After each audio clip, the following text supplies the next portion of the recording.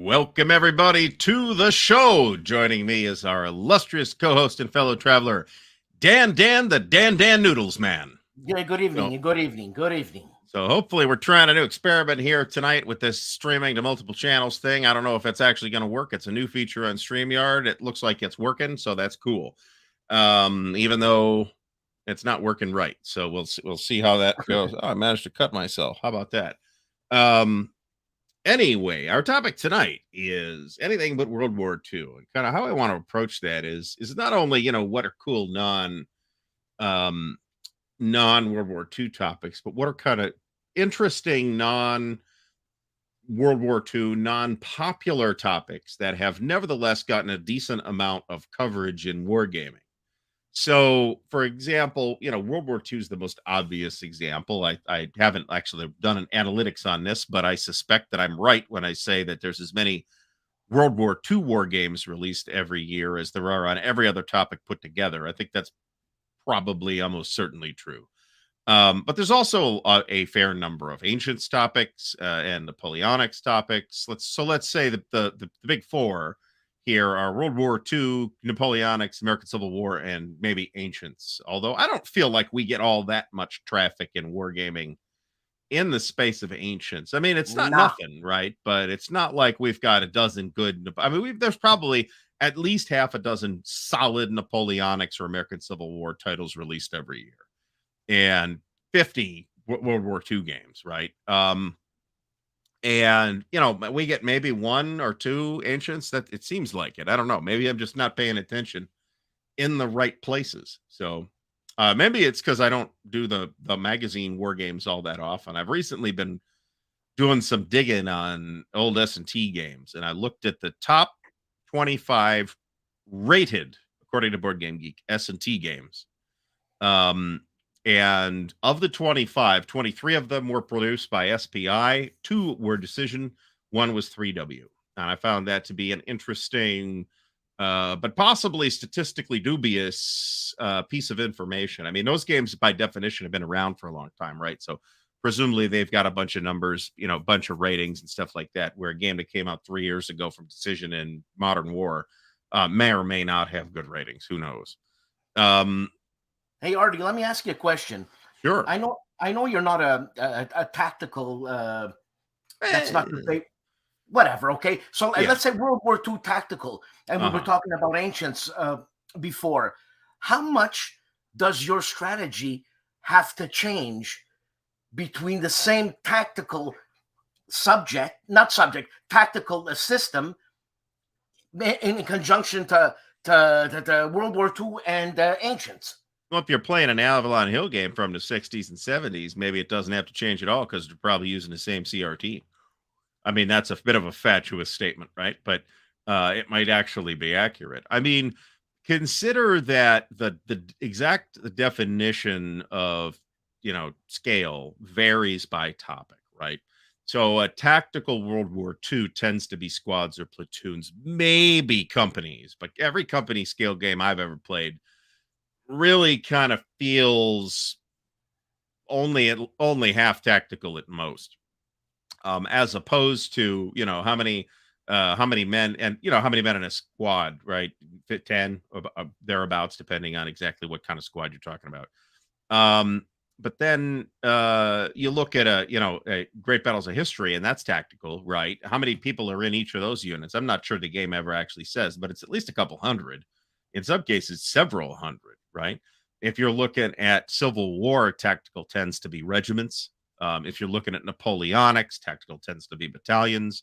In the course of designing games to deal with these different scales, you're going to end up with different types of game systems and game mechanics. So the gameplay is going to differ significantly. I think there's a big difference. It's a completely different space when you're talking about tactical Napoleonics versus tactical World War II, right? So, look at that stacking limit. Look at that stacking limit. Fabulous. I know what fatuous means. Look at me. I'm fatuous. He is very fat. He is extremely fatuous, if you know what I'm saying. Thank you. So we are. I just thought it would be amusing to put that graphic up in the background. Jeff Beeler says World War II is the setting with all the toys. Yeah, that's true. Napoleonics has the coolest uniforms. That's also true. And U.S. Civil War is what? Well, you know, there's like a cultural general resonance of World War II, right? Because it was a huge thing. It was very dramatic, and it's 70 years ago now, so it's not recent anymore, but it still strikes a cultural chord in society as a whole, not just among wargamers, that I think a topic like Napoleonics probably doesn't.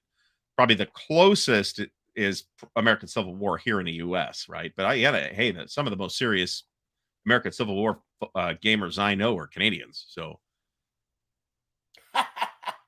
and you know what? To answer the question, anything but World War II, how many movies have been made on World War II as opposed to anything else? oh, a shit ton.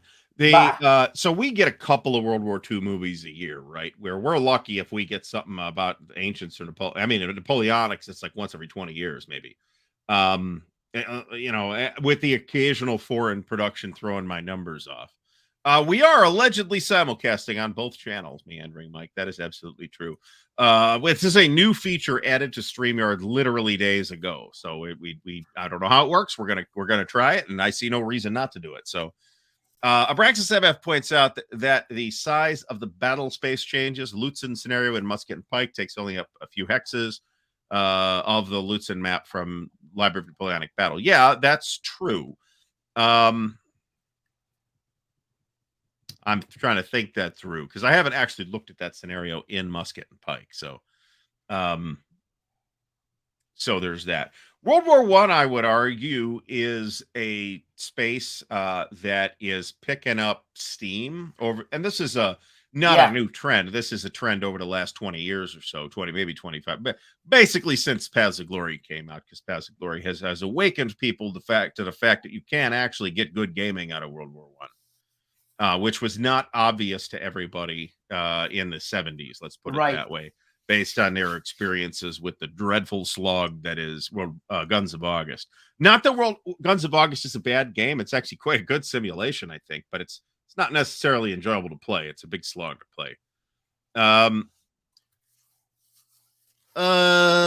So I believe, strictly speaking, neither of these game systems is strictly tactical. I'm much more familiar with Library of Napoleonic Battles, so I'm going to use that as the baseline here. I've only briefly looked at my copy of Musket and Pike that's actually no longer sitting behind me on the shelf. But Library of Napoleonic Battles has some tactical elements. I know Stigler and I've been back and forth on this a bunch of times, but it's got some tactical elements. It's got some operational elements. I think it, on balance, has more tactical elements than operational elements. But its scale suggests operational very strongly. So this is why I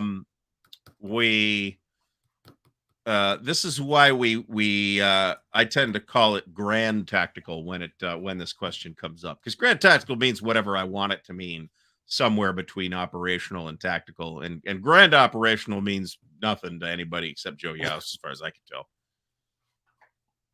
So there's that. So yeah, we're on both channels. So I am the host here tonight, but we're broadcasting to both channels. Like I said, this is a new StreamYard feature. Tactical is battalion level and below. Again, it depends on the topic. I mean, I would say that almost certainly battalions would be considered tactical for a lot of periods, but then if you look at World War II, battalions are generally considered operational, and I think there's very few exceptions to that. So but it's funny that word tactical. There's something tactical even in a strategic type game, if you think about it. No? Oh, almost always, yeah. Right. Well, yes. I mean, there is the tactics of how you actually move and fight the pieces, right? That's a tactical element. So right. At that kind, that's a very meta game mechanics way to look at it. But if you're looking at it that way, then you're going to end up with that. But you're still calling the game a task, strategic or operational game, or whatever. Yeah, okay. So Jeff Beeler points out that the fighting in World War I in the first 3 months was closer to World War II than the rest of World War I. The rest of World War I on the Western Front. On the Eastern Front, it remained mobile for much longer periods than on the West Front. But on the West Front, yeah, I mean, we all realize that There's a lot of movement the first 3 months, and then it bogs down into trench warfare, right? And that happened in the East as well, but there's a lot more open space and a lot less frontage to cover the open space. So a lot more maneuver continued to happen throughout the course of World War One on the Eastern Front. You also saw the slow grind of trench warfare down in the Italian front too, between the Italians and the Austrians. So,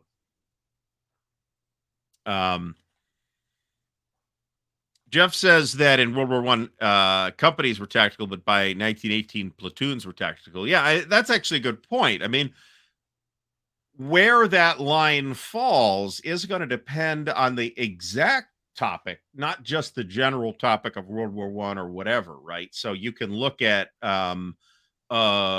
this has come up kind of repeatedly in the context of people suggesting various grueling Pacific Island battles for BCS, the Battalion Combat Series.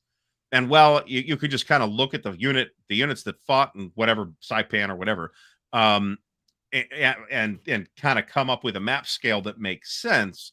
You realize that battalions are not really doing much as battalions at that in those in on that particular topic in that particular battle. So what's Stigler's game? What scale is it? And not scale. What is it? Tactical? I know it's not tactical, but strategic. What game are we talking about? His Stigler's game that's going to come out now. By sword and by sword and bayonet.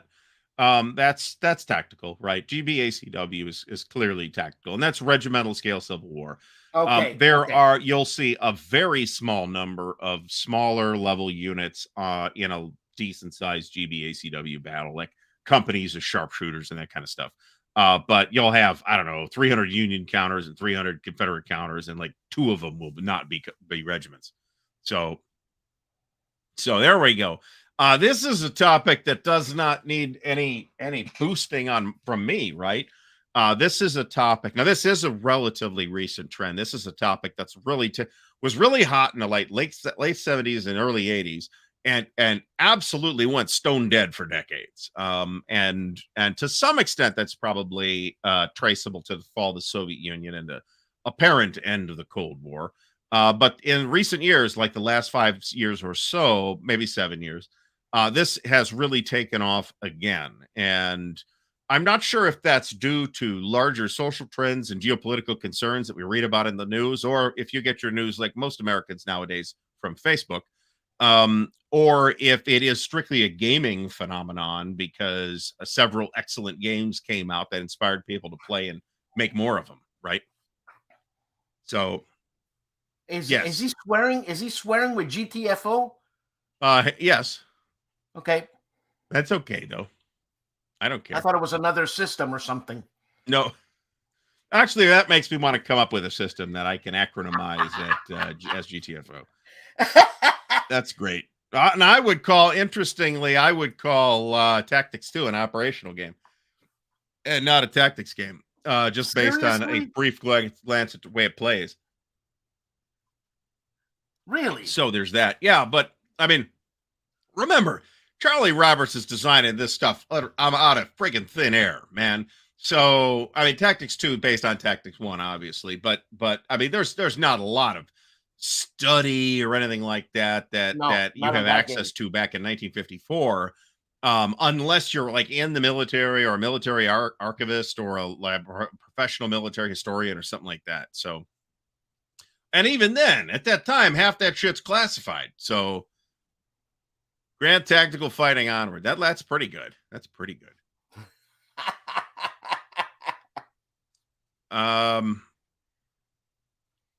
Meanders says more coverage of the next war in space, near future hypothetical. I wouldn't object to. So I don't object to near future hypothetical in like in general out of any kind of principle, right? It's not a topic I'm terribly interested in.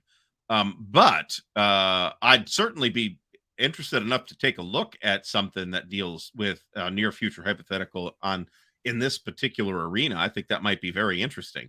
I'm positive that what you would get is a game that doesn't look at all like a conventional war game. So This is probably not recommended, right? There is a lag here, There's although gotta there be a technically lag. shouldn't be, because we're both streaming to StreamYard, and then StreamYard is streaming to both channels, so it should be basically completely synchronized, as far as I could tell. But then again, I'm seeing my channel in StreamYard rather than on YouTube, so where Right. I'm, there's not much lag, but you'll probably get a strange audio effect if you try that. Let me put it that way. Jeff Feeler says, interesting that we have not seen more games on the three wars Iraq was in from 1990 to 2003. There's been a couple. Modern War has covered it, I'm reasonably sure, at least once. But it hasn't really been covered. Is it too soon? I don't know. I mean, Well, I no, feel like we were all rah victory after the last one. So, it's funny. It's funny that this came up because I was talking to Ben Hull, and I was asking, why don't you make some of these games that you're into now? You know, I mean, the conflicts that are happening now. And he says, I signed a non-disclosure agreement, and a lot of this shit's classified.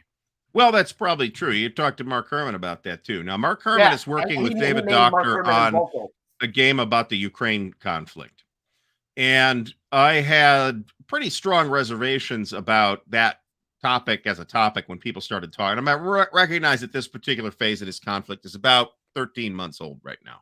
Yeah. And, people started talking about, hey, somebody should make a game on this about 3 months after it started. And I had pretty significant reservations about that. It's like, I don't know, man. I mean, a lot of the information that we're getting on this smells like bullshit. Yeah. I don't know how good our sources of information are. I don't know how we can we can like divine the dynamics of what's going on over It's there all speculative, man. based on my Twitter feed, right? So I think there's reasons. I don't see a reason why we shouldn't cover it as a topic. I think my concern is that are we able to model it accurately based on the information that we actually have? No. And well, that's my reservation. On the other hand, if there's anybody I could think of that I would trust to handle that well, it's Mark Herman. I mean, remember the famous example of Gulf War, where the Gulf War breaks out, they know they're going to have to intervene, and the Pentagon says, oh shit, we haven't developed a plan for this. Go buy all the copies of Gulf Strike from the local hobby stores and call Mark Herman on the phone and have him sign a security agreement and get him down here.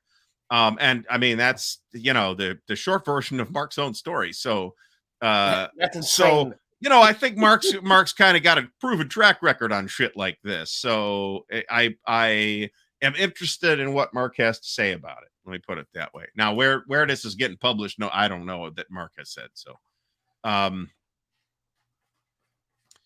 Jeff Beeler points out that the Gulf War why did that not work? Was short, but had tactical fighting scenarios. Sure, I'm sure that's true. And then, there's an additional dimension where now that Gulf War seems to loom less large in comparison to the decades-long guerrilla stuff that followed it in both Iraq and Afghanistan. And that's more difficult to model. It's less comfortable for people to want to play a game on it.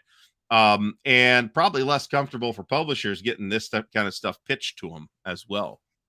So, we got some good comedians in the chat. Oh, it's a nonstop hilarity here on the show. So it's this is true. You chip the counters with stone tools. I actually saw somebody's 3D printed counters for the Next War series from GMT. Why they're doing that, I have no idea. Holy moly! But and they looked really good, but they're using resin printing and not filament printing like I'm using. So if I tried to do that, unless they were like 2 inches across, they would look terrible. So, and where can we see these, man? It was a Facebook post that I saw.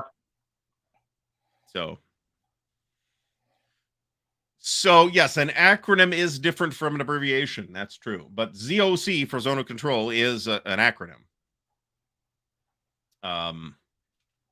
So there's that.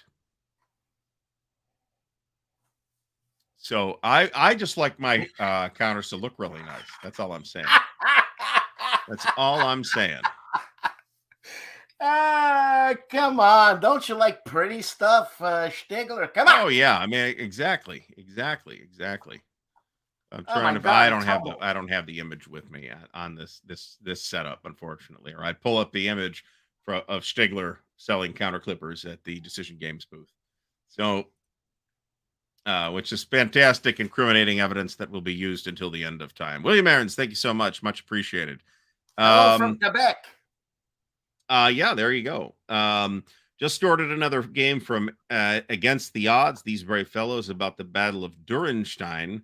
Maps twice as large as OSG. Well, so that's the Library of Napoleonic Battles is really at a weird scale if you think about it. It's where it doesn't quite fit 100% comfortably in tactical and doesn't quite 100% fit comfortably in um, operational either. So if you have a game that is going to just feature one battle as opposed to the 4 out of 6 that you typically get in the Library of Napoleonic Battles box, then you're probably going to get a smaller scale game, right? Unless maybe it's a magazine game or something like that.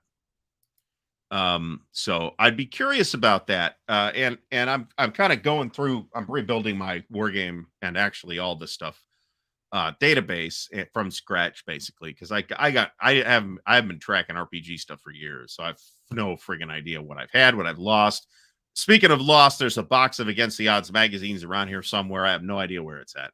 And that includes Toppling the Reich and their game about the Russian Civil War for Bloody Honor. Some very interesting things in that box. It sure would be nice if it would turn up.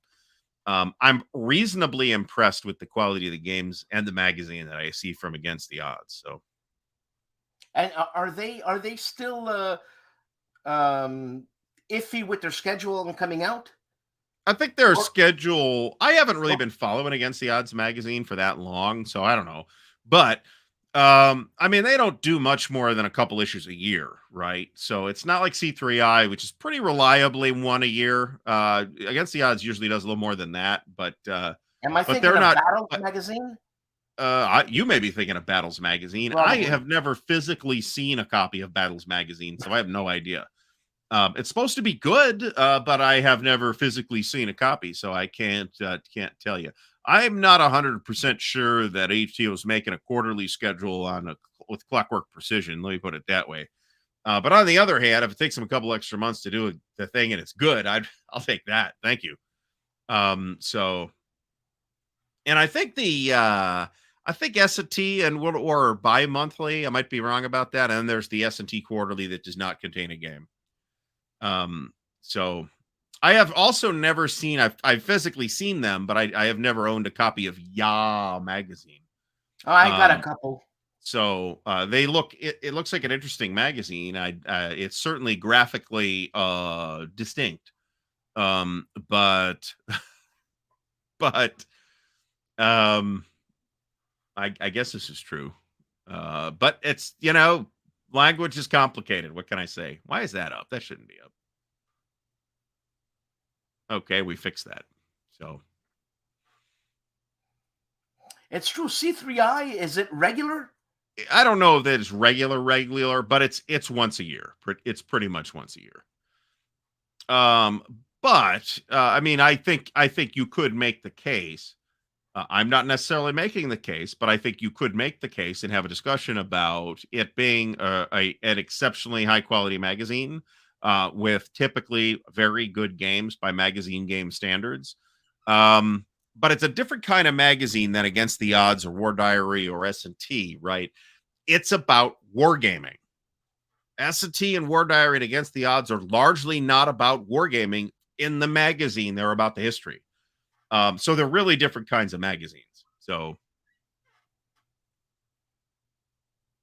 William Aarons, this sounds approximately correct to me. It sounds like it's on about a quarter size map. That sounds about right.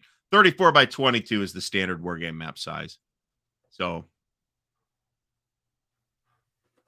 yeah, I suspect that the turnaround time is something like 11 to 13 months. I again, I haven't like done math on this, but that sounds like what it is about to me. Ooh, if I could only subscribe to one of ATO, C3I, and S&T, which would I choose? C3I. I think you'd get your more money. So if you had a year subscription and you ignored the cost, you'd be getting more content from S&T than from the other two. You'd be getting less content from C3I, and maybe you really value the military history content in the other two magazines that typically accompany the game, right? So if it's a game about the German atom bomb project, Right. then you got a whole magazine about the German atom bomb project, which is, hey, that's cool. Well, I mean, not the bomb project. That was not cool, but the magazine educating us about the bomb project, that was cool. Would have been very uncool had the Germans actually developed nuclear weapons in 1944. So, yes. So, S&T and World War have hit a more or less reliable schedule. One might be led to question whether that has had an impact on the quality of the contents. And I'm talking more about the game than the magazine, because the magazine is still generally excellent. So I totally dodged that question. I'd probably say where I'm at right now, I'd probably say against the odds of the three. Jesus Christ. I mean, at least Dan, the musician man, could have cool ringtones or something that would bother us in the middle of the streams. Or his ringtones. I mean, why don't you have your own music as ringtones? Because I'd rather smoke a pipe. Is that an Apple phone? No, that's not. That's my other computer, my older Apple that I still haven't transferred all. Yeah, but is the phone that just went off, is that an iPhone or an Android phone? That's my Mac. Oh, okay. That's even more inexplicably annoying then. So maybe this is not necessarily a bad idea. I could get on this. This is also true. There is I think you might still be able to get them like right now, but if so, it's about to end. Your ability to subscribe to Against the Odds is coming to an end. They announced that they weren't going to do subscriptions anymore. I'm not sure. I think that was a good idea, but I read the post that they put out, and I guess I understood. Paper Wars.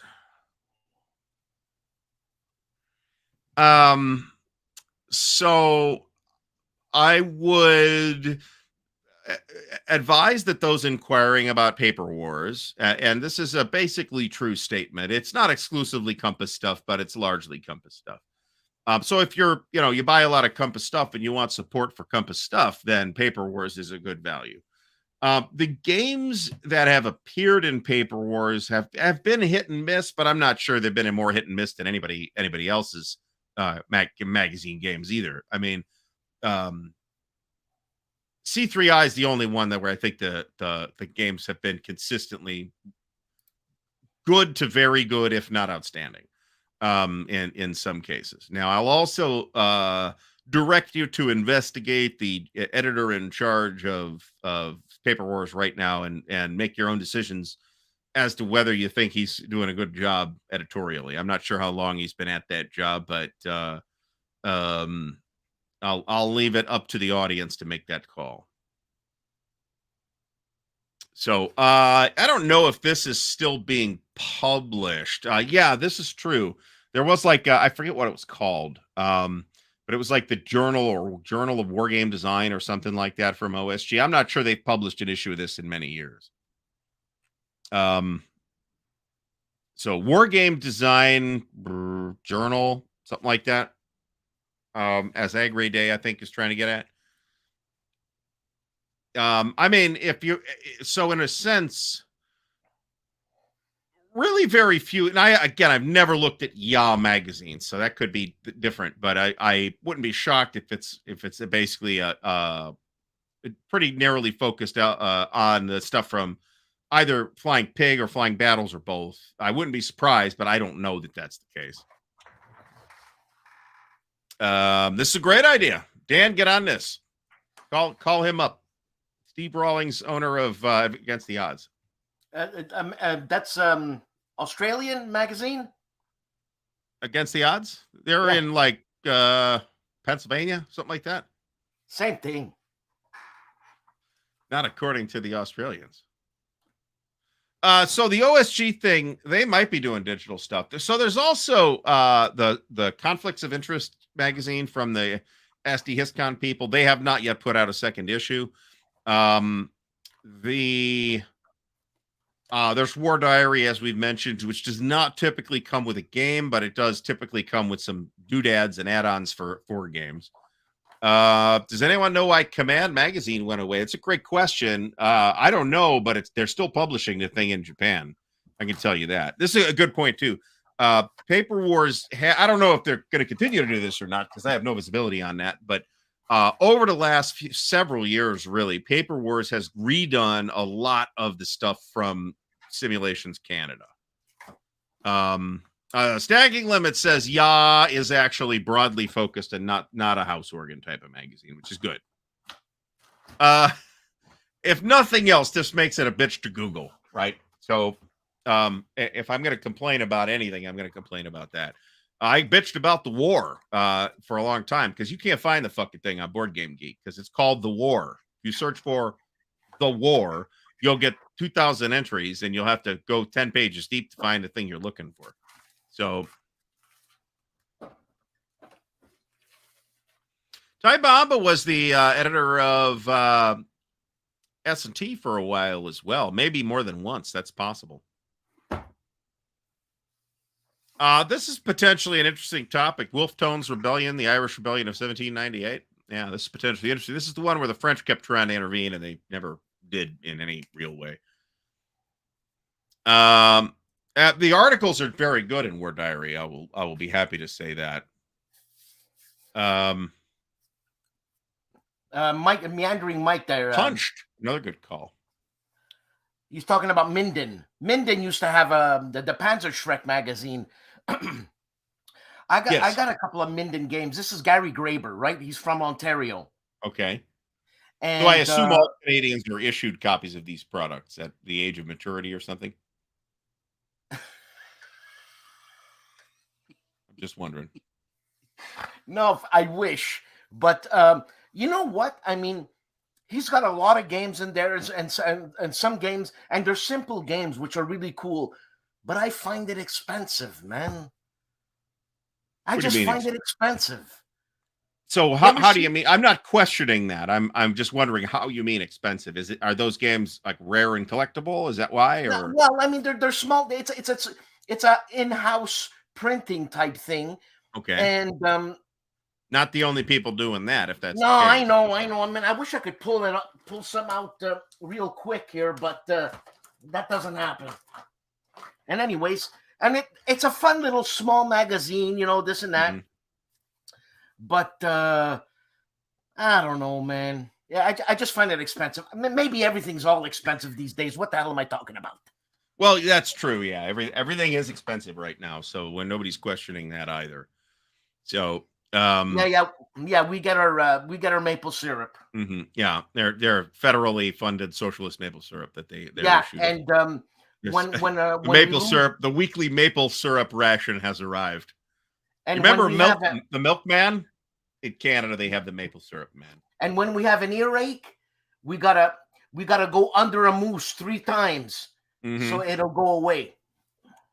So is Punch the SD HistCon magazine that I'm thinking of? Yeah. Or was that Conflicts of Interest? No, that's Conflict of Interest. Punch is the British guy. Oh, okay. Is it mostly a miniatures magazine? It sounds like not. They put Mark Simonich in there.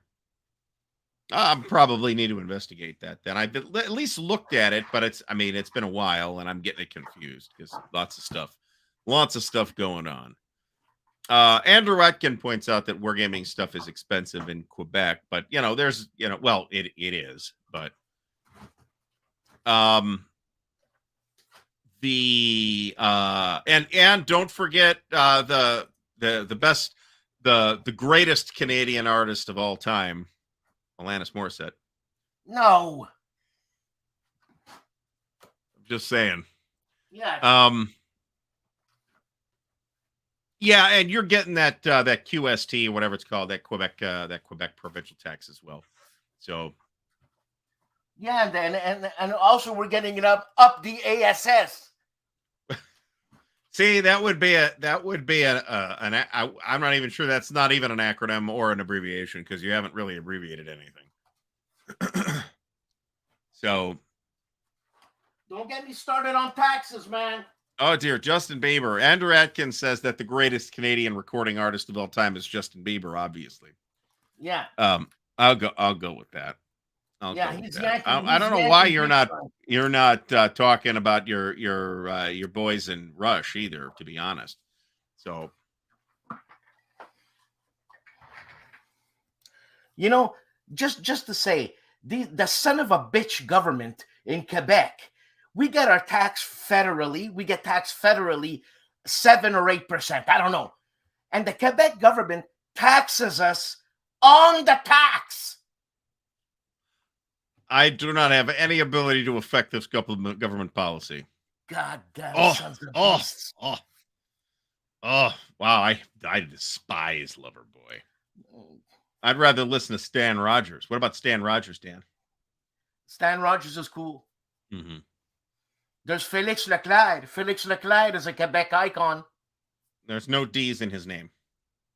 However, Félix Leclerc. I'm just saying. And his house is just like 10 minutes from my house. There you go. Apparently Dave Chappelle lives here in Ohio. I didn't know that until recently. God, he's funny. That guy, he's funny, man. No, I didn't know that. You didn't know he was funny. The Bare Naked Ladies had at least one good song. Not saying they didn't have more. I just only think of one off the top of my head. Carl, what the hell is your problem? I hate Loverboy. Oh wow, Loverboy and who was that other terrible band from the late '80s, early '90s? Sweetheart? No. I mean, it might have been Loverboy, to be honest. I also strongly dislike What's Love, Flashdance Man, Kenny Loggins. He's not Canadian. He's not? No. Okay. Sure about that? No.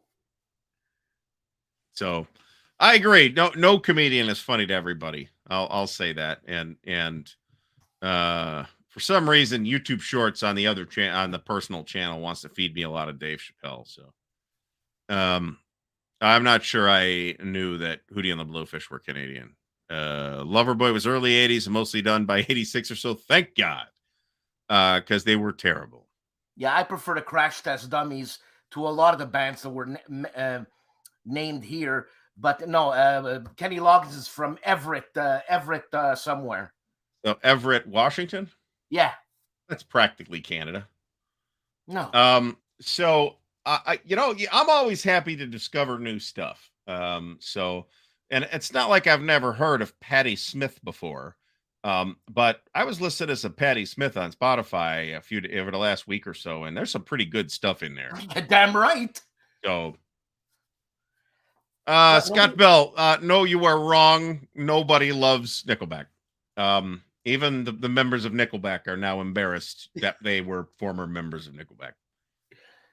Nobody mentions Joni Mitchell or Gordon Lightfoot or Neil Young. Oh no, that's not true. Neil Young occasionally trends on Twitter. So for God's sakes, man. These are 3 of the greatest songwriters of the 20th century. Well, you got 1 out of 3. So what? 1 out of 3. No. I'll give Joni Mitchell a fair amount of credit, actually, but Gordon Lightfoot, I think Stan Rogers is a better songwriter than Gordon Lightfoot. Please. So now all we need to do is convince them to take Detroit. So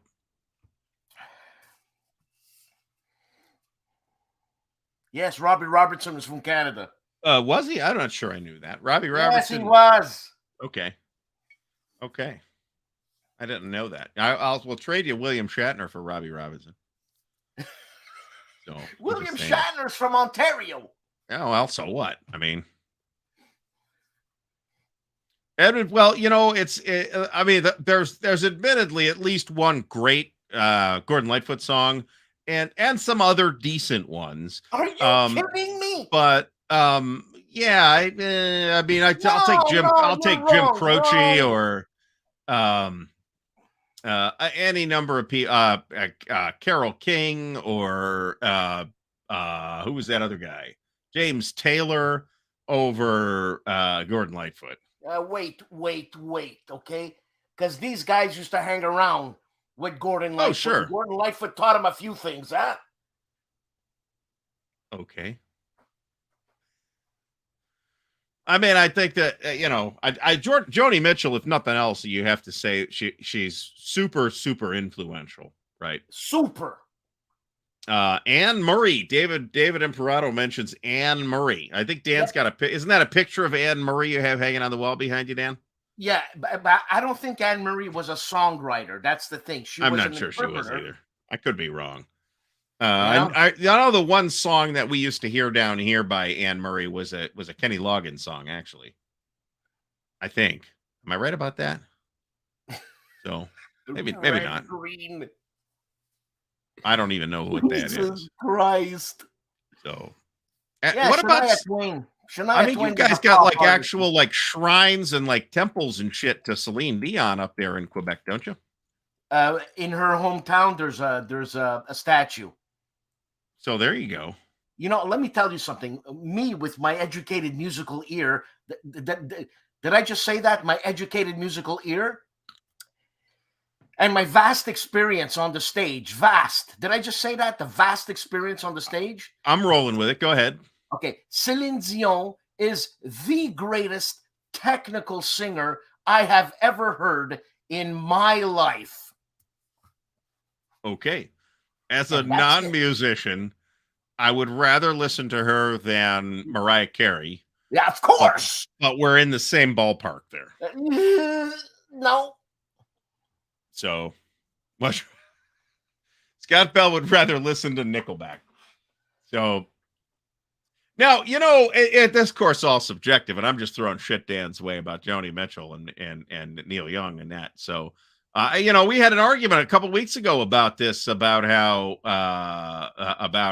Neil Young was nothing compared to Joni Mitchell. Now you're telling me Celine Dion is a greater technical vocalist than Ronnie James Dio? I don't know. I don't know about that at all. That sounds wrong to me. I love Ronnie James Dio. I'll just say the late great Ronnie James Dio. Celine Dion is still afflicting us. So listen, Celine hasn't hit her stride yet in terms of vocal maturity. She better. She's like 90. No, she's our age, man. Yeah, probably. So, a lot of comedians from Canada as well. This is actually true. So, folks, our backup topic is Canada. So I hope everybody's okay with that. If you're not, you probably tuned out many months ago. So. Look, I'll tell you. Paul Simon, good songwriter. Paul Simon wrote a lot of good songs. Well, yeah. I was thinking this exact same thing. I think there's some unannounced relationship there, actually, between Celine Dion and Ronnie James Dio. I'm just saying. Look at Kilroy. Kilroy negotiated a license with Mariah Carey. Does she even speak the English? I would rather listen to howling dogs than listen to Mariah Carey sing anything. For those of you watching who really enjoy Mariah Carey, good for you. I am leaving the room when Mariah Carey comes on. So, man. So Leonard Cohen had some really good songs too. He's somebody I have not explored much. You should. I probably should. I got all kind of time, right, Dan? Canadian Civil War is a hypothetical near future Canadian Civil War, by the way. And it's got a great cover, too. Brilliant Redmond Simonson cover, by the way.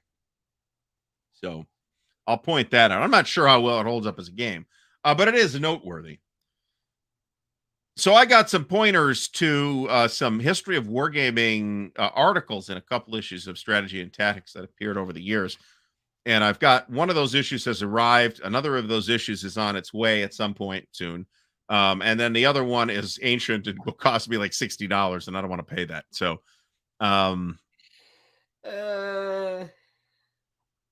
so some of those might have some very interesting factoids in them. Is my thought. So I need a copy of S&T 33 or a scan of that history article. If anybody's got a line on that, I don't need the game particularly. In fact, I think I don't remember what game that is. But I would like a scan of that article if anybody's got a line on that. I'd be happy today. The Great Emu War. Yeah, there's viral videos about this all over the place, actually. So, hey, did you guys hear about the Pentagon and NASA releasing some news about a mothership in the air, in space? Was this the? I mean, there was a couple. Or what?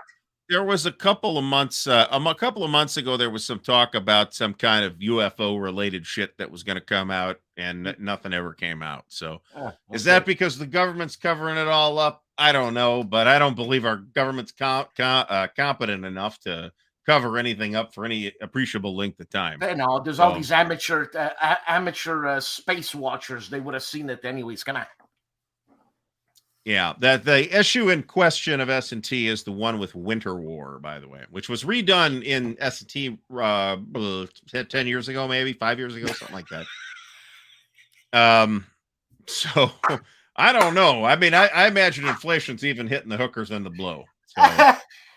That's hilarious, Andrew Atkin. Well, we have pretty much managed to not talk too much about World War II tonight. So yes, we are on topic in that sense. That's great.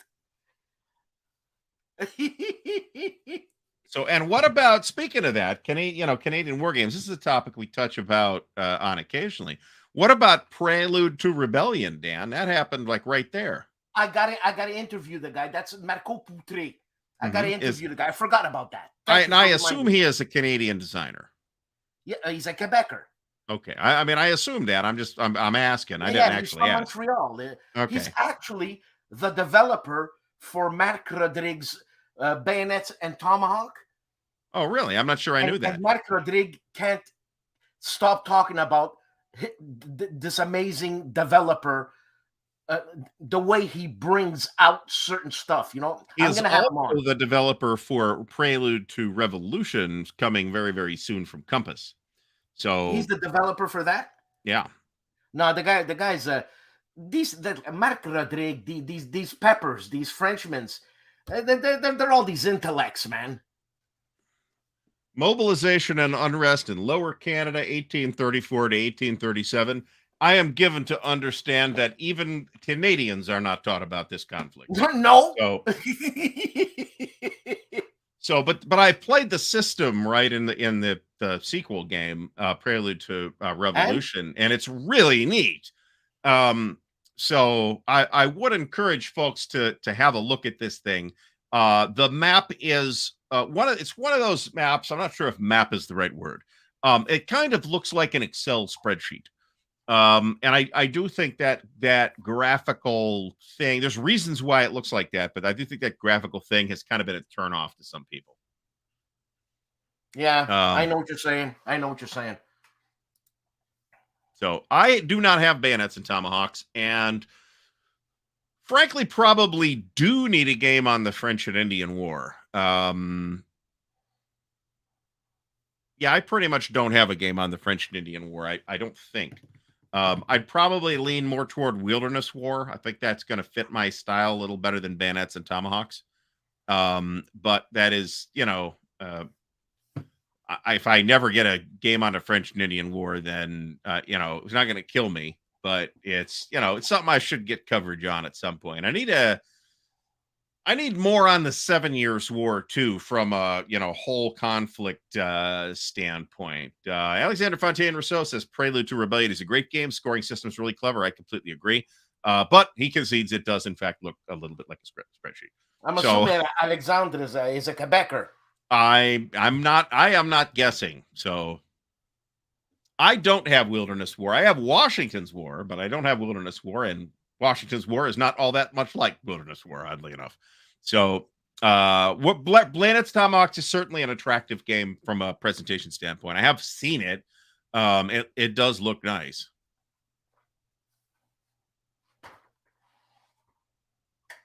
So Andrew Atkins, the folks that live in Quebec tell me something different. So, I mean, maybe the history buffs up there know all about these topics, but like the average Joe on the street or Joseph on the street do not, in fact, know about this. I'm given to understand. So, what the hell happened in 1937 in Quebec?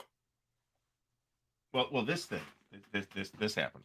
Oh, I see. Okay. Right. Yeah, that's Upper Canada, though, isn't it? Right. It's Lower Canada. It says Lower Canada. Lower Canada. I'm not crystal clear on what's Upper Canada and what's Lower Canada. But my understanding is that Lower Canada basically means that corridor along the Great Lakes that's actually inhabited by people in addition to moose. So, this is fair. This is fair. So, I have been kind of infected by the knowledge once I learned it that the French and Indian War is really just the America's name for the 7 Years' War that happened, part of which happened here, right? There is, in fact, a game called the 7 Years' World War that was in S&T in the Decision era, and that covers the whole globe in the context of the 7 Years' War between the great powers of that period. And while that is an attractive sales pitch, the game itself looks incredibly low granularity and is therefore unattractive to me. So, God, I just got blasted. By what? I said, "What's 1837?" And man, aren't you usually blasted? I got fried here, man. It's the Patriot Rebellion. Yeah, La guerre des patriotes. Okay, and that's not where they coined the phrase "Je me souviens," man. Is it? I have no idea. They don't even teach kids in American schools that there is such a place as Canada anymore. They're led to believe that it is a made-up place like Narnia now. So, yes, this is true. I have not looked at that, however. This might be one of those rare Avalanche Press games that is actually supposed to be good. So that does occasionally happen. And to be fair, that Second World War at Sea, and I guess Great War at Sea too, but I'm much less interested in that, actually looks fairly attractive. Ruff and Tony from the War Room were playing. They did a live stream of them playing Panzer Grenadier, and I was like, it was on like a Saturday or something like that, and I was busy and I couldn't hop in and say, guys, I love you both, but it's like watching two guys that you like and whose work you respect punch each other in the balls for 2 hours. I would almost rather do that than play Panzer Grenadier again. So there you go. Florida, as usual, is at the cutting edge of cutting information out of the educational system. So apparently Upper Canada also had a rebellion. So when you talk to Marco, you got to ask him, what about the companion game about the rebellion in Upper Canada? That's I don't know much about this period. I'm freaked out. I gotta learn. I literally, when I learned about this was when I looked at the cover of this game and I said, there was mobilization and unrest in Lower Canada from 1834 to 1837. We obviously never heard about that at all in my, primary and secondary education. And in college, I regret to say that Canadian history was not one of my focused areas. So I gotta research that. That's super interesting. Well, yeah, I mean, it is apparently a brief but interesting topic, right? So, and this game, I haven't played this, but like I said, I've played the one on the Russian Revolution. The system's really pretty neat. So, and it's funny because what I just read right now, it was obviously the Brits against the Frenchmen, which is an ongoing thing of love and hate here, but it's more hate. And there were American sympathizers on the Canadian side. No shit. Well, sure. I mean, Canadian, as somebody I think pointed out in the comments tonight, there was a numbering in the thousands number of Canadians that fought in the American Civil War. Yeah, So, I was saying that my pizza guy, his great great grandfather was your at Gettysburg. I thought you were going to say your pizza guy was in the American Civil War. I'm like, wow, that's a very active pizza guy. No, and he was Um, telling me, man, my he's great obviously great living a grandfather healthy was at lifestyle. Gettysburg. Well, okay, they're as a Canadian, or do they like emigrate here to the U.S. No, to Canada from the U.S.? because it's close to Maine. The province is close to Maine. I can't think of it right now. Which is Quebec. Right. Okay. So the I'm confused now. It would be amusing if his grandfather, if he went down to the United States, his great great grandfather fought in the American Civil War at Gettysburg, and then stayed in the U.S. And then his grandfather or father fled the U.S. To Canada to avoid the draft from going to Vietnam. So I'm just hypothesizing that would be an amusing family history story. I'll ask him. The guy's a nice guy. He's massive, massive. So, yes. So Russia was missing. Yeah, oddly enough. So this is one of my things. We talked a little bit about Imperial Struggle last night, and I think one of the more compelling sort of features of that period is kind of there because that's in like the century before the French Revolution, right? And so you're talking roughly, I forget the dates that the game says, but it's roughly 1690 to 1790. And there's a whole bunch of interesting things happening on the continent in that period, right? One of which is the rise of Prussia and the 7 Years' War, and the War of the Austrian Succession is in there. And a bunch of other interesting things happen, all of which are just like these little side events in Imperial Struggle. Now, on the one hand, I found that unsatisfying, but on the other hand, you're getting something of a picture playing Imperial Struggle of that entire century and kind of how events then influenced subsequent events. And I guess that's pretty cool. Thinking it through, right? I say this as somebody that didn't particularly enjoy my one play of Imperial Struggle, but I wouldn't mind trying it again, right? So, and we got to get more games on the shelf as well to give our Canadian brothers who fought that entire campaign with no bullets their due.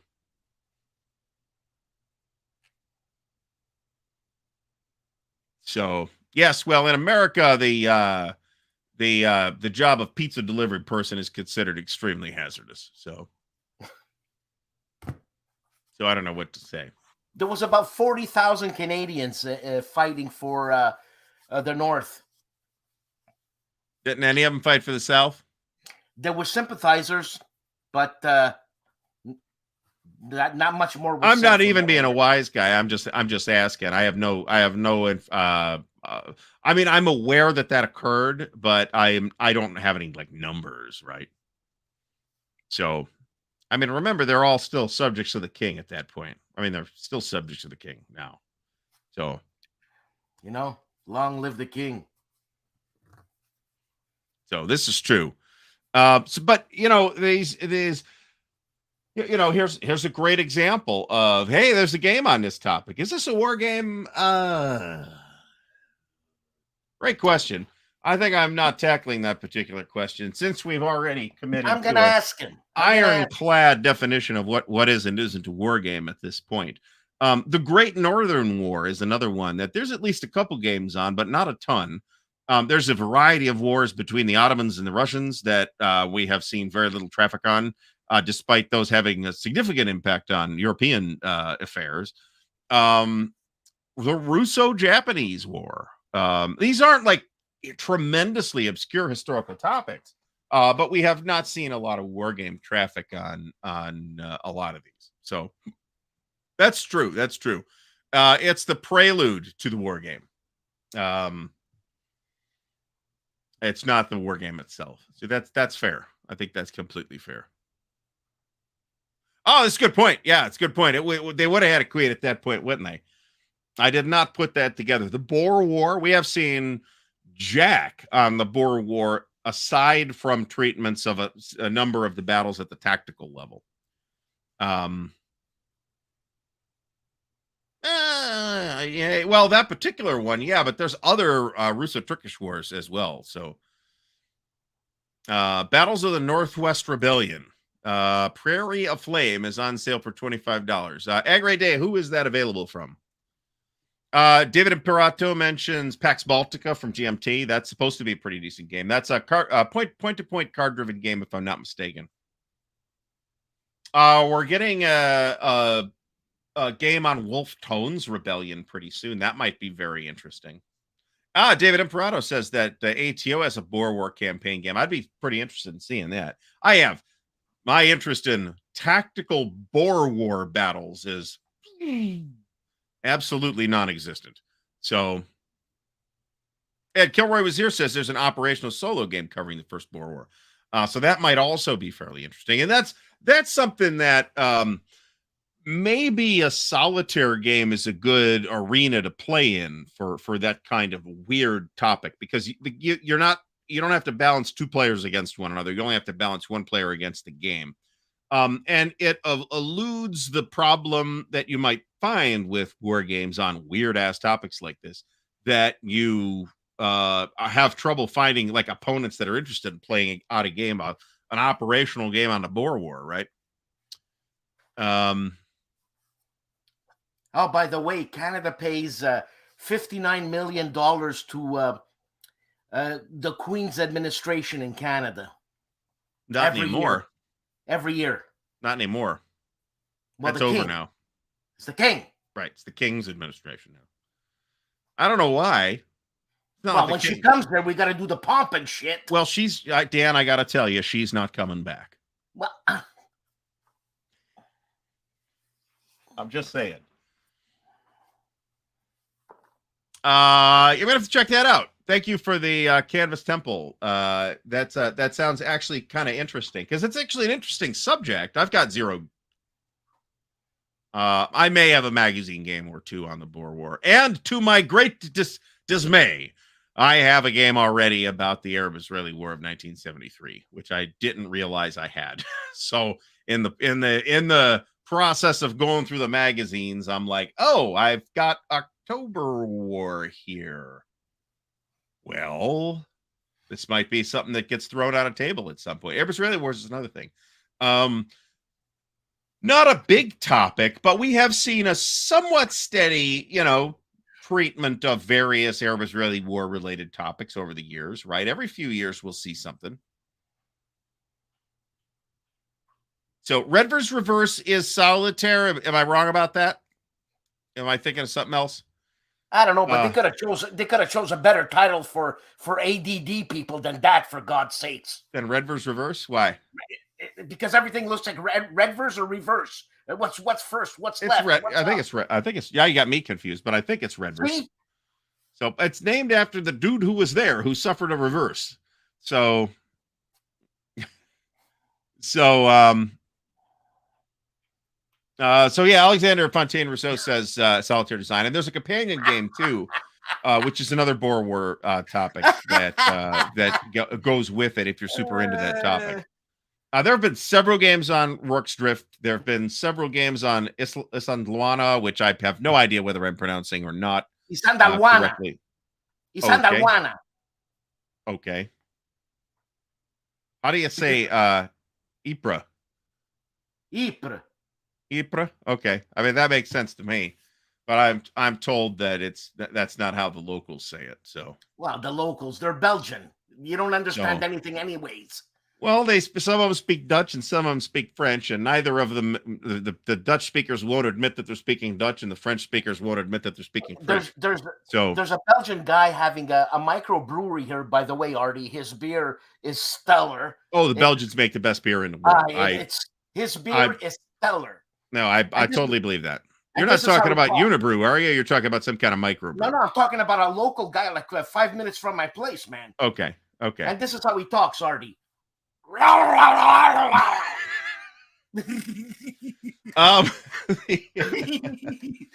that's what I hear. Does he look anything like Hercule Poirot? He's got the biggest fucking head you've ever seen. These Belgians are fucking massive. The Belgians also have the largest coconuts on planet Earth. The guy grows his own hops and all that. Stellar beer. This is supposed to be really great, actually, and frankly, this is the kind of thing that would work really well. Or the Alamo. Have they done an Alamo States of Siege game? Because one would think that would actually be pretty good in that engine, actually. I'm aware of this phenomenon. I refuse to call it wipers, however, because it just doesn't look like that. I mean, I took 2 years of French in high school. I can't forgive myself if I pronounce it wipers. Well, maybe it's wiper.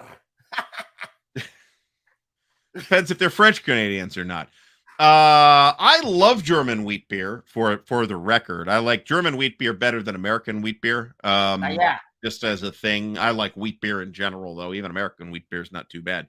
I also really like German Roggenbier, which is rye beer. I love rye beer. Rye beer. I'm freaking drinking wheat beer right now. You don't get much. You don't see it very much. That's for sure. Rausch beer, German smoked beer. That's something else. Oh, I never had that. Oh, it's neat. You should definitely try it at least once. There may be some microbreweries making a smoked beer too, but I would try and actually run down a German Rausch beer. If I can get it in Ohio, you can get it in Canada. So, unless it's heroin, that might be different. That's easier to get in Ohio than Rausch beer. But the Belgians do make phenomenal beer. I'm pretty convinced that although the Germans will be upset with, and the Irish will be upset with me for saying this, I think the best beer on the planet comes from Belgium. And look, I mean, and Montreal models itself. Our best beer is Belgian style beer. Yes, Unibrew's stuff is amazing. Amazing.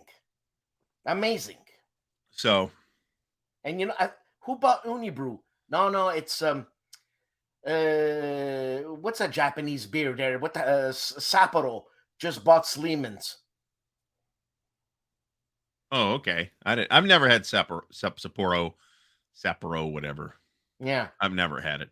Although there's nothing that says that the Japanese can't make good beer, because they make good beer. As a provincial American rustic, when I went to Mexico, I was very surprised to find that their beer on average is considerably better than our beer here in the United States. Now, this was 20 years. Well, it might have been longer than that. This was a long time ago, and American microbrews have become much more prominent now. And you can certainly get plenty of good microbrew beer here in the U.S. Absolutely. But like the standard American Pilsner, that's bullshit. It's like barely beer. Archie Bunker beer. Yeah. Well, Archie Bunker's a bad, mean drunk. No thanks. I'd rather quality over quantity. No, I mean, it's the crap beer that Archie Bunker. Oh, it's trash. It's just trash. It doesn't taste like anything. It just tastes like sadness and failure. It's sadness. Oh, that's bad, man. Yeah. So, I mean, I'm happy to drink. What's that stuff from Yingling? That's pretty decent. Anything from Sam Adams is fine. Anything from Fat Tire is fine. If in a pinch, I might do Killian's Irish Red or something like that, but no. Can you I'd rather not drink beer than drink that stuff. Can you get Unibrew where you are, Ardy? Yeah. Can you get the Mozit? I've never had it, but yeah, probably. If you have the Mozit, have it in a bowl. A bowl or a snifter? A bowl, okay. like a salad bowl, like an individual salad bowl, like the monks in Belgium used to have. Because, and I have a Unibrew. I have a what the hell beer did I just mention? Unibrew. Yeah, but what was the goddamn beer?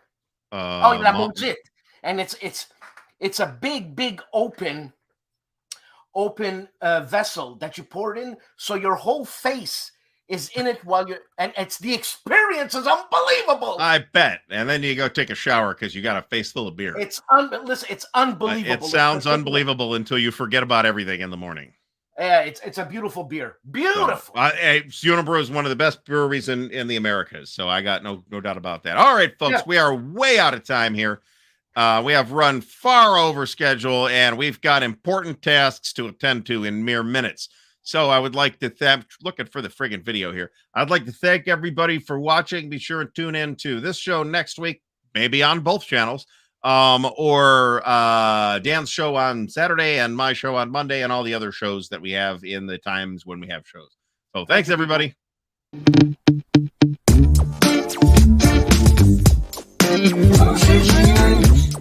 Big move. Big win. The moose is loose. Big moose. Big win. The moose is loose. Big moose. Big win. The moose is loose. Big.